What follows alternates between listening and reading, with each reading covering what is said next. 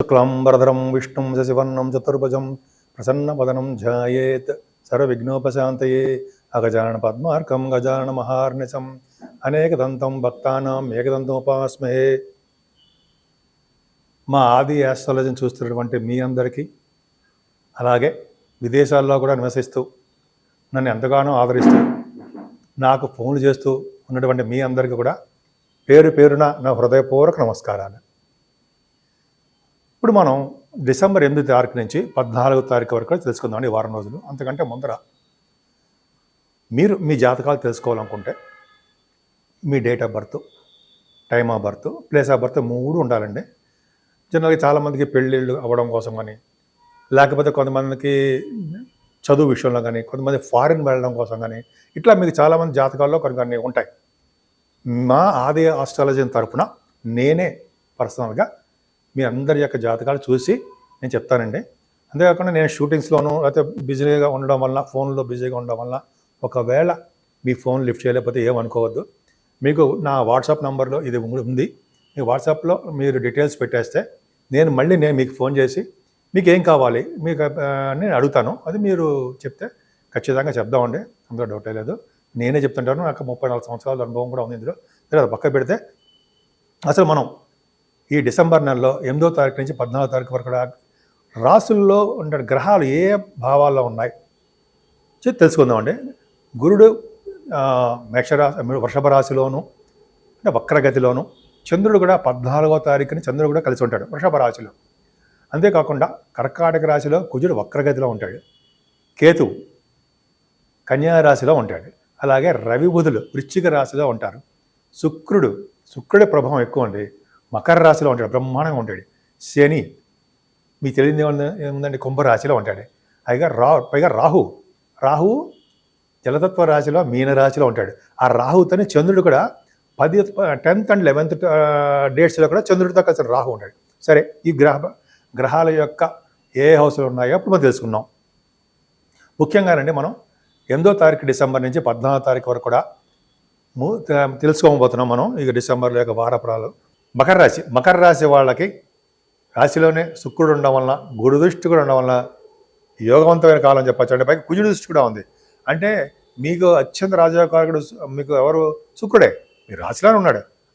అందంగా, ఆనందంగా, తృప్తిగా ఉండడము, ఆభరణాలు, వాహనాలు, గృహాలు కొనుక్కోవడము, గోల్డ్ తర్వాత డ్రెస్సెస్ కొనుక్కోవడానికే అవకాశాలు ఎక్కువ ఉందండి. శుక్రుడు అద్భుతంగా బాగా యాక్టివ్గా ఉంటారు, ప్రతి విషయంలోనూ ఆనందంగా ఉంటారంటే సందేహం లేదు. కానీ శని ద్వితీయ భావంలో ఉండడం వల్ల ఫైనాన్షియల్గా కొద్దిగా ఆర్థికంగా కొద్దిగా వెనకబడిపోతుంటారు. మీకు రావాల్సిన బాకీలు ఉంటాయి సరే, మొండి బాకీలు, అవి సకాలంలో రావు, కొద్దిగా ఇబ్బంది పెడతారు మిమ్మల్ని. ఏదైనా కుటుంబం నుంచి మీరు దూరంగా, అంటే కొన్ని రోజుల పాటు దూరంగా క్యాంపులు ఏదో వెళ్ళడానికి అవకాశాలు ఉన్నాయి. 3వ భావంలో రాహు ఉన్నాడు. ఆ రాహుకి సప్తమాధిపతి అయినటువంటి చంద్రుడు తోడయ్యాడు కదా. 10, 11 తారీఖులో చంద్రుడు రాహుతో కలిశాడు. అంటే ఎప్పుడైనా సరే ఎక్కడైనా జాతకాలకు చూసుకోండి, చంద్రుడితో కలిసిన రాహు మిక్కిలి సోపాలితాలే ఇస్తాడు. రాహు బలవంతుడైపోతాడు. అవడం వల్ల ప్రయాణాలు చేయడము, వాహనాలు ఇవ్వడము, మీకు పైగా న్యూస్ గ్యాదరింగ్ అంటారు సరే, అవి ఉండడము, కొత్త ఆలోచనలు మీకు ధారణ రావడము. 3వ భావంలో తమ్ముళ్ళు చెల్లెళ్ళకి బాగుండడము, వాహనాలు, గృహాలు కలిగిన వాహన సౌఖ్యం కలగడానికి బాగుంటుంది. కానీ చదువు విషయాలు మీరు కొద్దిగా వెనకబడడానికి అవకాశం ఉందండి. అయినప్పటికీ కూడా 4th హౌస్ లార్డ్ సప్తమ స్థానంలో ఉన్నాడు అంటే విదేశ పర్యటనే, విదేశాలు వెళ్ళడానికి అవకాశాలు మీ జాతకంలో చూసుకోండి. మెయిన్ జాతకంలో ఇక్కడ గోచర ప్రకారం ఉంటున్నాం కాబట్టి మీకు మీ జాతకాల రీత్యా ఉందనుకోండి, ఇప్పుడు ఈ కాంబినేషన్ చూసుకుంటే ఖచ్చితంగా విదేశాలు వెళ్తారు. ఈ వారంలో అవకాశాలు ఉన్నాయి, విదేశ పర్యటన ఉంటుంది. అలాగే 4th హౌస్ లార్డ్ సప్తమంలో ఉండడం వల్ల గృహ సౌఖ్యం ఉండడము, గృహాల నుంచి దూరంగా ఉండడము ఉంటుంది. ఏదైనా పంచమ స్థానంలో గురుడు ఒక్కడు చాలు కదండి మీకు. పైగా సప్తమ తోడైపోతున్నాడు. సప్తమాది ఎవరు? చంద్రుడు. అద్భుతం. 13, 14 తారీఖు క్లియర్గా ఉన్నాడండి. గజగజ యోగంలో ఉంటారు, పంచమ స్థానం కాబట్టి మీకు పుత్రిక సంతాన యోగం సంతాన యోగం కలగడానికి అవకాశం ఉంది. సంతానం వల్ల సంతోషంగా ఉంటారు. స్పోర్ట్స్ బాగా ఆడతారండి. ముఖ్యంగా సాహిత్యము, సంగీతము, నృత్య కళాకారులకి, కళారంగంలో ఉన్న వాళ్ళందరికీ చాలా బాగుంటుంది. సినిమా డైరెక్టర్స్ అవ్వచ్చు, అలాగే సినిమా యాక్టర్స్ అవ్వచ్చు, అలాగే అద్భుతంగా సినిమా రంగంలో ఉన్న వాళ్ళు ఎవరికైనా సరే అద్భుతంగా ఉండడానికి అవకాశాలు ఉన్నాయి. అంతేకాకుండా మీరు సప్తమ భావం బాగుంది కాబట్టి అంటే మీరు పంచమ భావం బాగుంది కాబట్టి మీకు స్టాక్ మార్కెట్లో ఉన్న వాళ్ళందరికీ కూడా విశేషమైన సంపద కలగడము, ముఖ్యంగా ఫైనాన్స్, బ్యాంక్ నిఫ్టీ అంటాం చూసారా స్టాక్ మార్కెట్లో, అది బాగుంటుందండి. మీకు డబ్బులు కలిసి వస్తాయి. బ్యాంక్ నిఫ్టీ ఎందుకు చెప్తున్నారంటే పంచమ స్థానంలో గురుడు ఉంటే ఇటువంటి స్టాక్ మార్కెట్లో ఉన్న వాళ్ళకి ఈ బిజినెస్లు బాగుంటాయి గురుడు వలన. అలాగే పదవులు కూడా వస్తాయండి.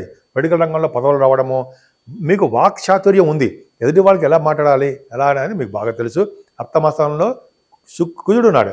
కుజుడు సప్తమ స్థానంలో కుజుడు అంటే మంచివాడు కాదు కదా, అయినప్పటికీ శుక్రదృష్టి ఉండడం వలన బిజినెస్లు బాగా డెవలప్ అవుతాయండి. ముఖ్యంగా రియల్ ఎస్టేట్ రంగంలో బిజినెస్లు బాగా షైన్ అవుతారు. అంతేకాకుండా మీకు వివాహ శుభకార్యాలు వేడుకలు జరగడానికి అవకాశాలు ఎక్కువ ఉన్నాయి. మీకు భాగ్యస్థానంలో కేతువు విశేషమైన సంపదలు కలిగిస్తాడండి. ఏం కలిగిస్తాడంటే కేతువు సంపదలు కలిగించడం కాకుండా తీర్థయాత్రలు చేయడము, గురువుగారిని సందర్శించడము, పీఠాధిపతులు సందర్శించడము, ఇంకా ఫారిన్ కంట్రీస్ వెళ్ళడానికి అవకాశాలు ఎక్కువ ఇస్తాడు. మీకు ధనయోగాన్ని బాగా ఇస్తాడు. ముఖ్యంగా ఈ సాఫ్ట్వేర్ రంగంలో ఉన్న వాళ్ళకి, రియల్ ఎస్టేట్ రంగంలో ఉన్న వాళ్ళకి, అలాగే బ్యాంకింగ్ రంగంలో ఉన్న వాళ్ళకి, వ్యాపార అభివృద్ధి, విద్య రీత్యా ఉంటుంది సరే, ఎడ్యుకేషన్, వాళ్ళందరూ కూడా ఖచ్చితంగా మీకు బాగా మీ వ్యాపార అభివృద్ధి కలగడానికి ఎక్కువ అవకాశాలు ఉన్నాయి. తీర్థయాత్రలు చేయడానికి అవకాశాలు ఎక్కువ. అవన్నీ పక్క పెడితే దశమ స్థానానికి కుజదృష్టి దశమాధిపతి లగ్నంలో ఉన్నాడు.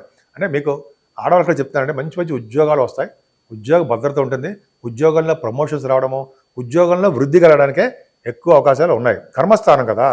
అంతేకాకుండా లాభం అండి, 9వ భావంలోనేమో కేతువు, లాభస్థానంలోనేమో రాహువు బుధుడు గురుదృష్టి.